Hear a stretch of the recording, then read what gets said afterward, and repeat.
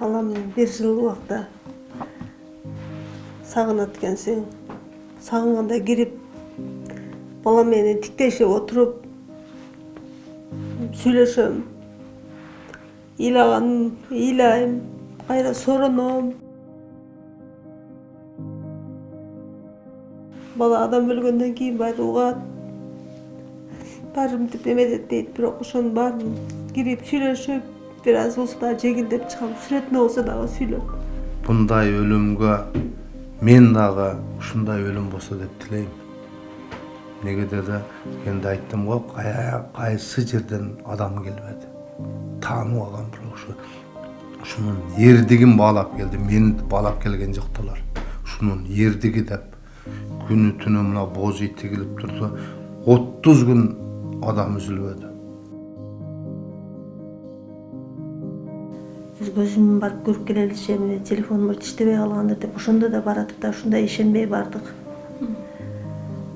2 сааттан кийин эле уже бизге колубузга берди баланы.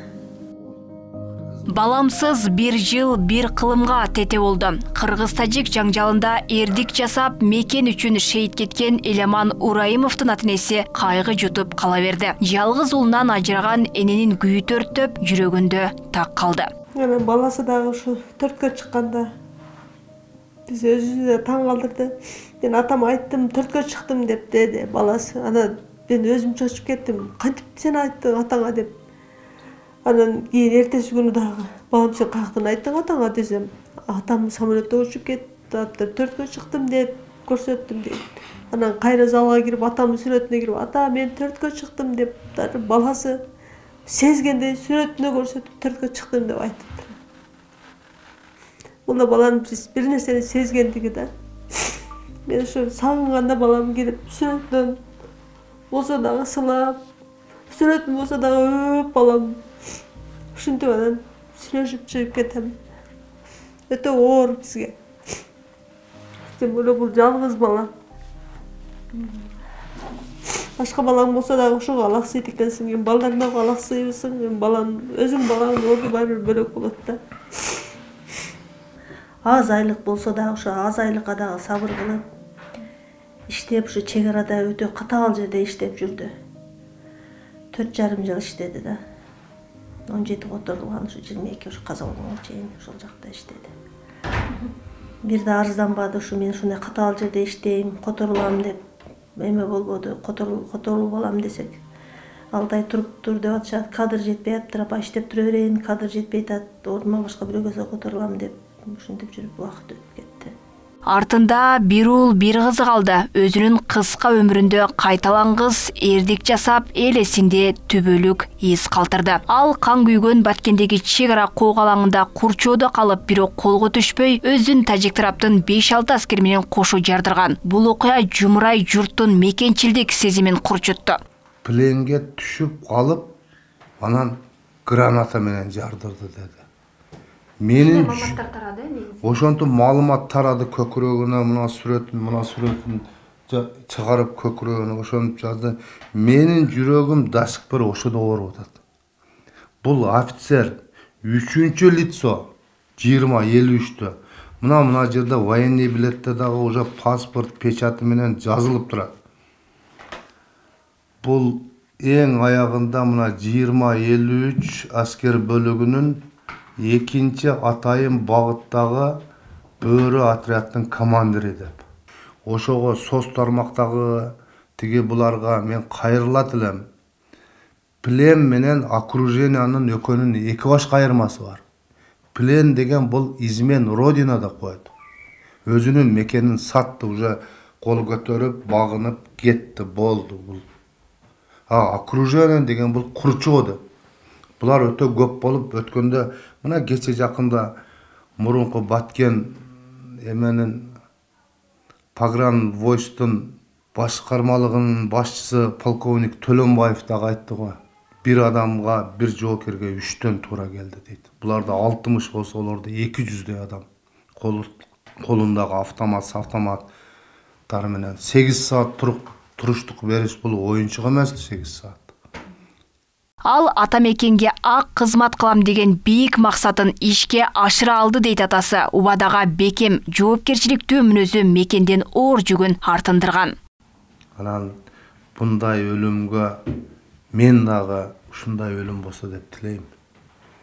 Негеде да енді айттым го, кайсы жерден адам келбеди. Таанып алган бирок ушунун эрдигин баалап келди. Мен баалап келген жоктолор. Ушунун эрдиги деп күнү түнү мына боз ит тигилип турду. 30 күн адам үзүлбөдү. Балдарымы кара десек, балдарым да эркелетип деме калат эле. Барында тегиз көңүл бурат эле. Бир да көчөлөп баспады, той ашка да барбады. Мындайча айтканда эч нерсени көргөн жок балам. Муну менен тең балдарды карасаң, көчөлөп жүрүшөт, тойлоп жүрүшөт. 6 жылда үйлөнгөн аялы көп. Бир эле тойго ашып 6 жылдын ичинде бир тойго барат деген бул. Биже бул башчысы барган жок дегенге бара бар да. Ушу мекен үчүн ушуга кызмат кылам деп жүрүп, бардык нерсени таштап, бардык нерсени кечип, ушундай кызмат кылды да балам. Окугандагы тетрадьтарым бар экен, мондай кылып бүт жазып, конспектлерин. Ар бир нерсесин чаптап, өтө неме болуп окуган экен, кол жазмалары, нолары, келип көргөндөр. Биз өзүбүз деле муну бурда андай неме берчү эмес экенбиз. Ачып карасак, бүт жазууларын, ноларын карап.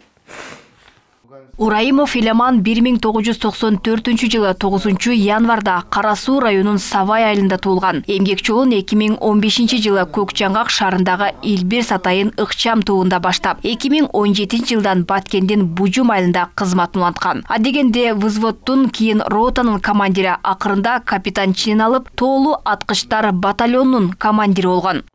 Илеман Ураимовдун баатырдыгы бааланган сыйлык бүгүнкү күндө мамлекет тарабынан бериле элек. Борбордон үй берилип, балдар үчүн жөлөк пул чегирилген. Бул нерсенин баары уулунун ордун толуктай алган жок.